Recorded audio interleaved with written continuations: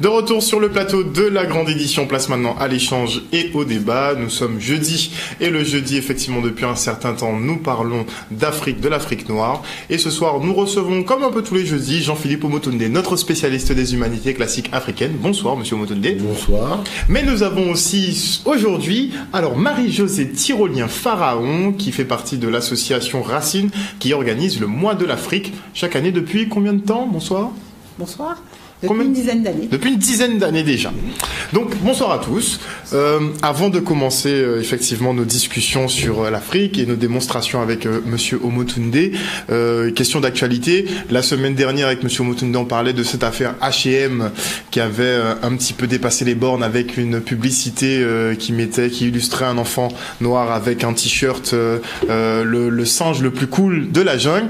Depuis, en Afrique du Sud, voilà. les magasins H&M ont été saccagés. Même très sérieusement saccagés. Il y a même une fin de non-recevoir qui a été prononcée en Afrique du Sud pour H&M. Exactement. Donc cette histoire continue à prendre de l'ampleur. Et cette semaine, on a encore un autre cas. Bon, il est très connu effectivement pour je sais même pas comment qualifier ses propos, puisque bon, il est toujours un peu hors sujet, on va dire, entre guillemets.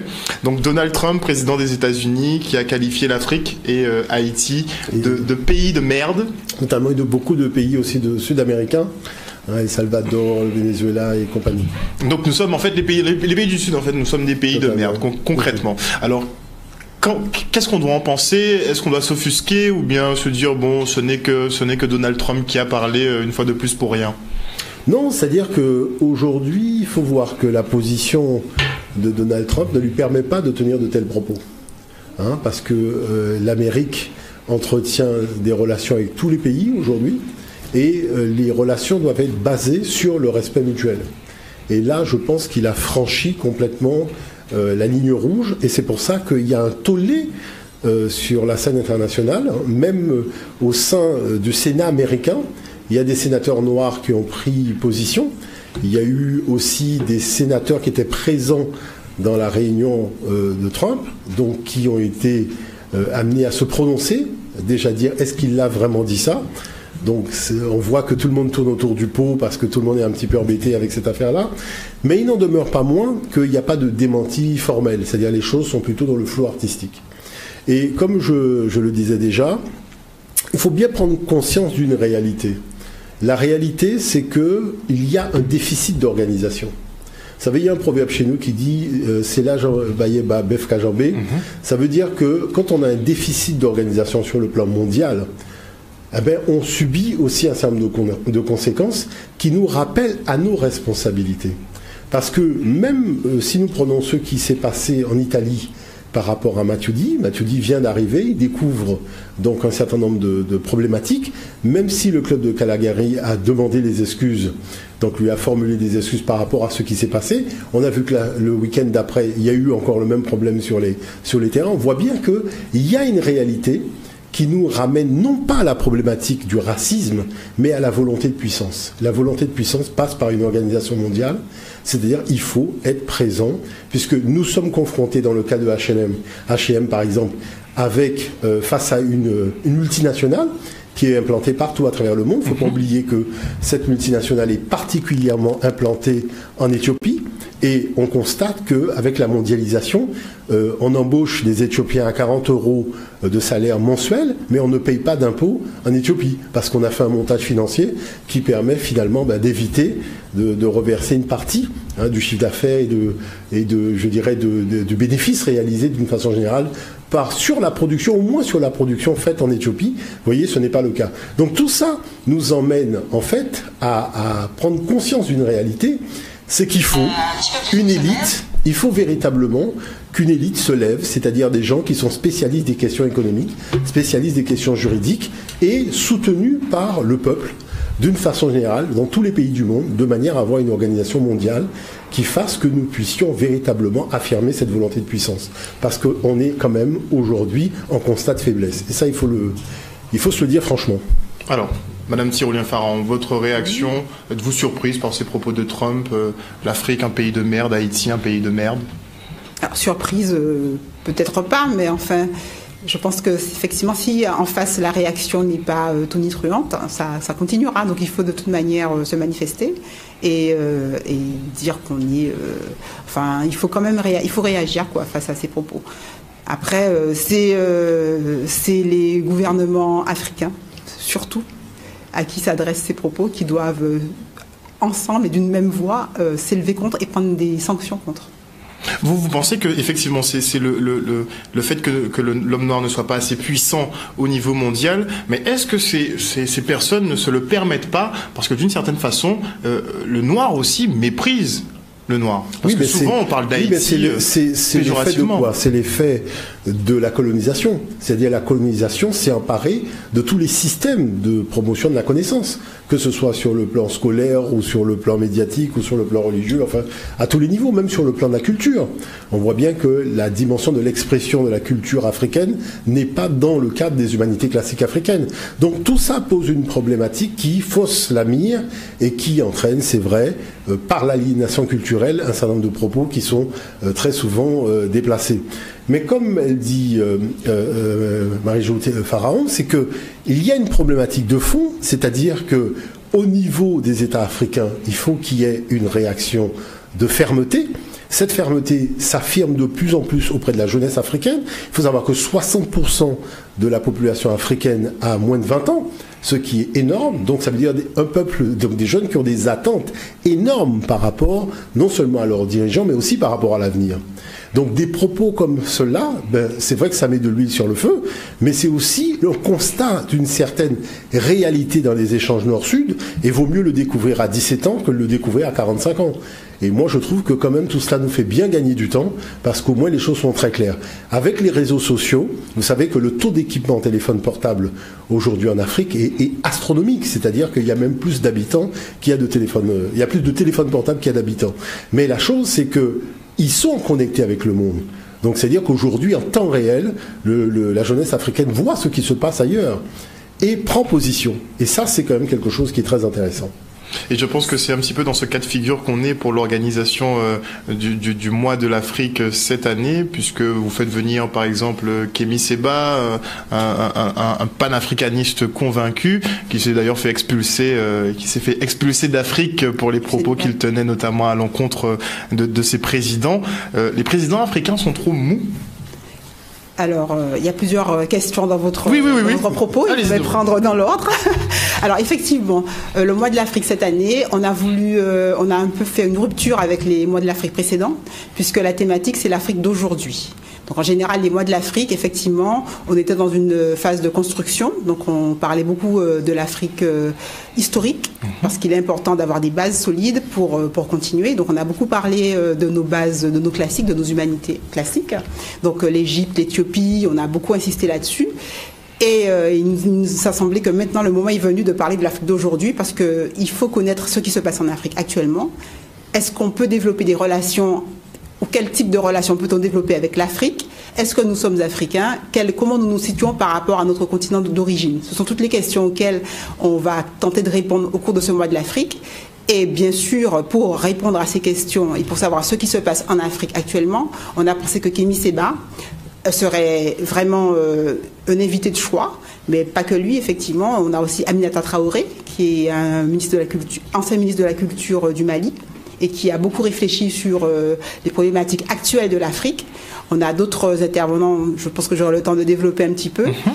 Mais je pense qu'avec des intervenants qui sont conscients des problèmes actuels, la population pourra les rencontrer, pourra poser des questions, et ils se feront une autre idée de l'Afrique. Parce qu'on a, dans notre inconscient, puisque nous sommes formatés par les médias que nous subissons à longueur de journée, on a une image de l'Afrique d'aujourd'hui qui n'est pas réelle, et c'est l'occasion de savoir ce qui se passe là-bas et de se positionner aussi, parce que ce qui se passe là-bas nous intéresse, parce que nous venons de là-bas, et il y a moyen justement de se positionner réellement sur différents plans économiques, plans sociaux, des plans historiques. Alors effectivement, nous on est avec M. Omotunde sur la phase plutôt historique, puisque avant de maîtriser les enjeux actuels, effectivement, il faut quand même avoir certaines bases sur l'histoire africaine et déjà se réconcilier avec cette histoire africaine. Par exemple, pour votre cas, est-ce que depuis votre enfance, vous prenez le fait effectivement que vous êtes africaine, entre guillemets, descendante, afrodescendante? Alors, afrodescendante, certes.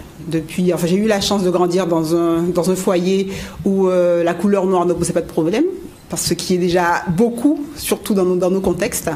Et petit à petit, je pense que ça m'a aidé beaucoup plus vite à prendre conscience que j'étais africaine en Guadeloupe, par rapport à ceux qui sont dans des foyers où on est encore en train de stigmatiser les gens par rapport à la nuance de peau plus claire, plus foncée, plus chabine, plus je sais pas quoi. Bon, enfin bref. Donc ça m'a permis d'aller beaucoup plus vite, je pense, dans ma conscience africaine. Et c'est naturellement en fait que bon, c'est pas un souci, c'est pas un problème de me dire africaine, quoique ayant des parents guadeloupéens, ça n'a aucun rapport, puisque de toute manière nous savons tous que nous venons du continent. Donc par rapport à cela, effectivement, l'association Racine essaie justement de développer l'africanité en Guadeloupe, la conscience d'être africain. C'est ça en fait, savoir que même si nous sommes nés en déportation sur une île, il faut savoir, en se rapprochant à l'histoire, qu'on vient tous du continent et qu'on a été éparpillés sur toutes les îles, Haïti, Dominique, Haïti, Guadeloupe en particulier, puisque nous y sommes, et que ce fait nous unit et nous rapproche de nos frères caribéens, puisque c'est l'Afrique qui nous unit, puisque c'est le lieu d'origine, et nous rapproche de l'Afrique, puisque nos ancêtres en viennent. Voilà. Monsieur Omotunde. Non, je dirais que moi, je félicite la structure Racine d'être toujours présente au rendez-vous de ce mois de l'Afrique. Parce que vous savez, sur 10 ans, 14 ans, en fait, exactement. Sur 14 ans exactement, ça montre qu'il y a non seulement eu une expérience de l'organisation, mais il y a aussi la régularité et le sérieux. Et ça, c'est important de le souligner. C'est d'autant plus important parce que, on le voit bien, hein, quand on intervient en milieu scolaire, l'imaginaire de l'Afrique dans l'inconscient des jeunes est toujours extrêmement négatif. Mais ce qui est particulier, c'est que j'étais à Mayotte, et même à Mayotte, il y avait cet imaginaire extrêmement négatif. Vous voyez, en disant aux enfants, voilà, si je vous offre un billet d'avion pour passer les vacances en Afrique, dans quel pays souhaiteriez-vous aller? Les enfants ont dit, non, on ne va pas là. Vous voyez ce dire par là? Et ce qu'il y a d'extraordinaire, c'est que quand vous commencez à reprendre l'histoire, à montrer la réalité de cette histoire, les apports intellectuels, scientifiques, technologiques, spirituels de l'Afrique à l'humanité, montrer la réalité du développement économique de l'Afrique, comment les choses finalement vont quand même relativement vite. L'Afrique qui s'insère petit à petit dans son histoire économique, qui a été ralentie par la colonisation et l'esclavage, mais qui commence à reprendre donc les sentiers de la reconquête économique, parce que aujourd'hui elle a véritablement donc une jeunesse qui est formée. Ah ben ça change le regard des jeunes, ça change aussi le regard des enseignants, et on voit que peut-être 2-3 ans après, eh ben, il y a eu un déplacement en Afrique pour aller dans une grande capitale. Moi j'ai vu par exemple, il y a une maman qui me disait qu'en arrivant en Côte d'Ivoire, son enfant lui a dit, mais on n'est pas en Afrique là. Et elle dit à l'enfant, mais pourquoi tu dis qu'on n'est pas en Afrique? T'as bien vu qu'on a atterri à l'aéroport et compagnie. Il dit, oui, mais ces grandes maisons, ces avenues, tout ça, ces gratte-ciel, c'est pas ce qu'on a vu dans Kirikou. Donc vous voyez que l'imaginaire de l'Afrique est basé sur cette légende, voilà, ce mythe, cette histoire un peu inventée donc de Kirikou, et finalement ça finit par transcrire une certaine réalité. Vous voyez, dans l'imaginaire des enfants, parce qu'il y a un déficit d'information réelle. Et c'est pour ça que quand Racine dit il faut parler de l'Afrique d'aujourd'hui, c'est-à-dire il faut permettre aux jeunes générations de voir véritablement que l'Afrique s'est beaucoup développée, il se passe des choses extraordinaires. L'Angola est arrivé dans le concert des grandes nations au niveau de l'extraction du pétrole, avec une ville qui se développe énormément, enfin des choses extraordinaires. On a vu que la jeunesse portugaise même qui cherchait du travail quand c'était la crise économique au Portugal a été en Angola chercher du travail. Vous voyez, donc toutes ces choses-là, il faut quand même le souligner, il faut quand même le dire. C'est-à-dire beaucoup d'Européens travaillent en Afrique, voyez. Et chose extraordinaire, c'est que si vous avez 5000 Africains en France qui viennent de à peu près une palette de 20 pays, eh bien vous avez 5000 Français, c'est-à-dire qui représentent un seul pays, qui sont en Afrique. Vous voyez, donc il y a quelque chose d'assez 50 000, pardon. Donc il y a quelque chose d'assez particulier quand on regarde les chiffres, parce qu'on se rend compte qu'il y a beaucoup de fantasmes finalement, et tout ça a quel but? De nous couper de nos racines. C'est-à-dire organiser une espèce de coupure mentale artificielle qui serait finalement quelque chose comme une espèce de frein à nous concevoir en tant qu'humains avec une identité venant du continent africain. Donc il faut faire le pas. C'est-à-dire que le mois de l'Afrique, c'est le moment où on fait le pas de rencontrer des gens qui viennent du continent, de partager avec eux, de poser des questions, de voir des présentations, de voir toute une série de choses. C'est vrai que nous, par exemple, on a prévu de faire un grand village africain à la bibliothèque Paul Maddot le 24 février, d'inviter les familles avec les enfants pour parler de science, pour parler de technologie, pour voir comment cette culture africaine est utilisée dans la technologie d'aujourd'hui. Faire les exercices, parents, enfants, découvrir tout cela, parce que ce n'est pas une culture du passé, c'est une culture de la modernité. Vous prenez par exemple les tissus africains, il faut se poser la question, pourquoi les motifs des tissus africains sont étudiés à l'université de Shanghai? Pourquoi l'université de Shanghai, il y a dans les cours de mathématiques des cours qui se rapportent aux motifs des tissus africains? Et pourtant, les gens vont vous dire, oh, c'est des motifs, c'est bariolé. Mais dans le motif, il y a un code mathématique. Vous voyez, donc c'est intéressant que les gens puissent découvrir tout ça. Sortir un peu de l'imaginaire négatif qu'ils ont vis-à-vis du patrimoine culturel africain, mais voir la dimension de la modernité de tout ça. Et c'est pour ça que je dis, et je le dis et je le redis, quand il y a le mois de l'Afrique en Guadeloupe, il faut que les gens se déplacent. Il faut que les gens viennent partager, rencontrer ces gens qui vont pas passer le mois en Guadeloupe. Ils viennent pour une semaine, ils viennent pour 15 jours, ils repartent après. Hein, ils restent pas jusqu'à la fin du mois de l'Afrique, mais quand ils sont là, c'est quand même important de prendre le temps de venir partager avec Aminata Traoré. C'est vrai que nous étions au Mali, donc on a eu l'occasion de la rencontrer, mais le fait de savoir qu'elle vient ici, c'est quand même un patrimoine, c'est quand même quelque chose qu'on a partagé au niveau des problématiques de l'Afrique d'aujourd'hui dans les relations Nord-Sud. Et ça, c'est important parce que c'est une femme du terrain. Vous voyez, c'est une femme du terrain. C'est ça qu'il faut comprendre. Il faut aller à la source, comme disait Cheikh Anta Diop. Et ces invités nous permettent d'aller à la source. Madame Turli. Ok, oui. Je rajouterais aussi que la bataille actuelle se joue sur le plan économique. Puisque, comme on l'a dit précédemment, quand on n'a pas le pouvoir, et je rajouterais le pouvoir économique, on se fait balayer, traiter de tous les noms. Et actuellement, il ne faut pas avoir peur d'aller en Afrique investir. Parce que les Européens le font. Pourquoi est-ce qu'ils se ruent là-bas pour investir, acheter des terrains, planter? Ce sont des choses. Il n'y a pas que les Européens, hein. Il y a même des locaux ici. J'ai appris que les bananiers guadeloupéens ont déjà acheté des milliers d'hectares. Je les mets dans les Européens. En Afrique, hein. En fait. Donc aussi. aussi. Mais alors, donc ce que je veux dire, c'est qu'en fait, on nous a coupés, mais aussi on nous fait peur. Parce qu'on n'a pas vraiment des médias qui sont les nôtres, ils vont parler que de ça, qui vont montrer un petit peu la réalité. Donc en fait, les gens, ils ont l'impression qu'on ne peut rien faire là-bas, que c'est de la misère et que les gens crèvent de faim. Non, c'est pas vrai. Donc on a aussi des conférences aussi qu'on a accès avec M. Clapopo, qui va venir parler des possibilités d'investissement en Afrique pour le Guadeloupéen, pour l'Antillais, ceux qui vivent ici. Comment est-ce que c'est possible et pourquoi c'est possible? S'il y en a d'autres qui le font et qui se ruent là-bas, c'est que nous aussi on peut le faire et nous on est encore plus légitime. Apparemment, l'Afrique, c'est l'Eldorado mondial. Moi, je soulignerais d'ailleurs ce qu'elle dit par le fait que, par les moyens de la technologie de l'information, on peut très bien travailler avec des partenaires en Afrique. Moi, je vois, il y a des gens, même pour des bandes dessinées, des choses comme ça, nous travaillons ensemble, on s'envoie les séquences par Internet, par WeTransfer.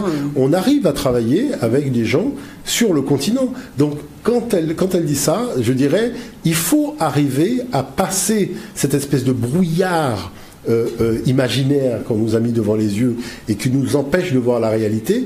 La réalité, c'est que tout le monde y va. Et on peut commencer à y aller. Les gens dépensent des milliers d'euros, des milliers d'euros pour aller dans des pays occidentaux.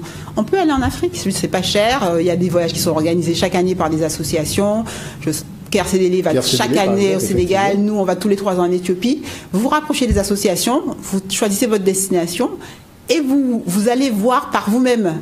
Allez par vous-même, faites-vous une idée au lieu de rester devant votre télé et d'ingurgiter les images qui ont été sélectionnées pour vous. Allez-y. Mais il faut d'abord entamer le processus de déconstruction, parce que effectivement, on va présenter l'Afrique comme un pays luxuriant, mais Haïti souffre de la même problématique. On va toujours montrer le côté négatif d'Haïti, mais jamais effectivement le côté qui se développe. Et dans l'imaginaire collectif, la plupart des gens sont restés bloqués. À l'Afrique, c'est la brousse, il n'y a strictement rien. Mon avion, il va peut-être pas atterrir, je vais peut-être pas pouvoir repartir même, je risque de me faire voler, de me faire attaquer, de me faire kidnapper par Al-Qaïda ou je ne sais trop quoi. Donc il y a toujours un tas d'images négatives qui sont véhiculées, qui freinent ces départs. Sinon, par certains côtés, la Guadeloupe est quand même plus dangereuse que bon nombre de capitales africaines. Hein. Donc c'est pour ça que je dis, il faut y aller, il faut voir. Nous, on est partis récemment, dans 2 pays africains.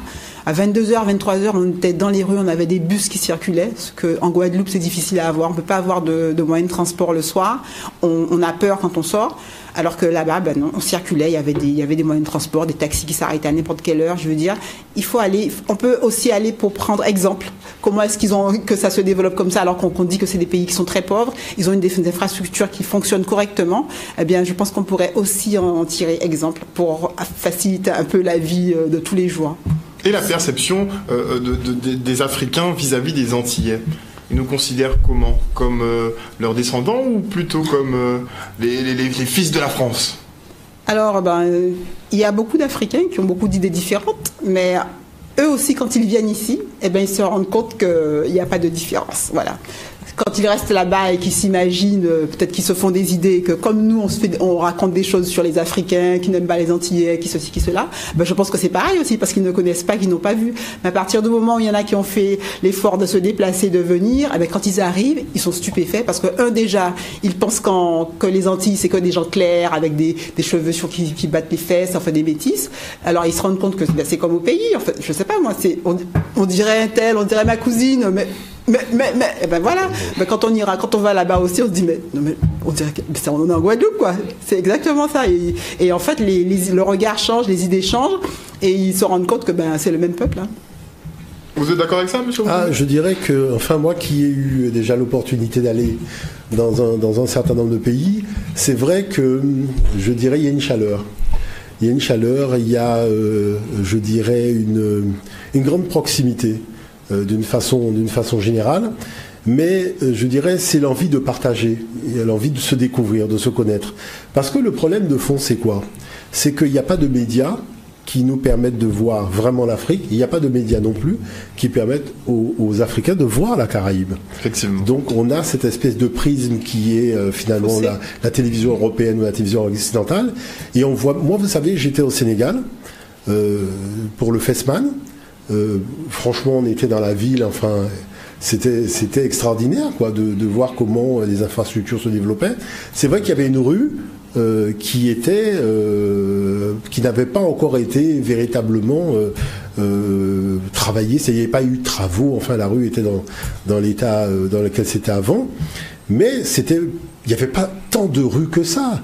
Vous voyez. Et quand je suis revenu du Sénégal, j'étais à Paris, je regarde un journaliste français, et c'est directement dans cette rue-là qu'il a été faire la prise d'image. Je me suis dit, c'est plus vendeur. Parce que tout autour, les rues sont totalement, c'est extraordinaire. En plus, il y avait un camp d'artistes, donc avec des sculptures, des choses gigantesques, des choses extraordinaires.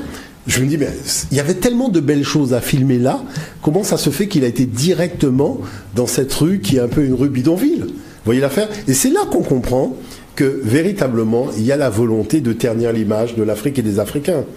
Vous voyez? Parce qu'il y avait trop de belles choses à filmer dans ce quartier pour aller filmer ça. Et beaucoup de gens vous diront la même chose pour Haïti. Haïti, il y a des endroits merveilleux. C'est-à-dire quand on regarde même ce que l'Office du tourisme montre, les gens qui ramènent les films, les photos, on se dit mais comment ça se fait que c'est à Cité Soleil qu'on va filmer comme si Haïti se réduit à ça? Vous voyez ce que je veux dire par là? Donc il y a une problématique. Parce que quand vous regardez l'inverse pour le Canada, vous allez au Canada, il y a des bas quartiers aussi.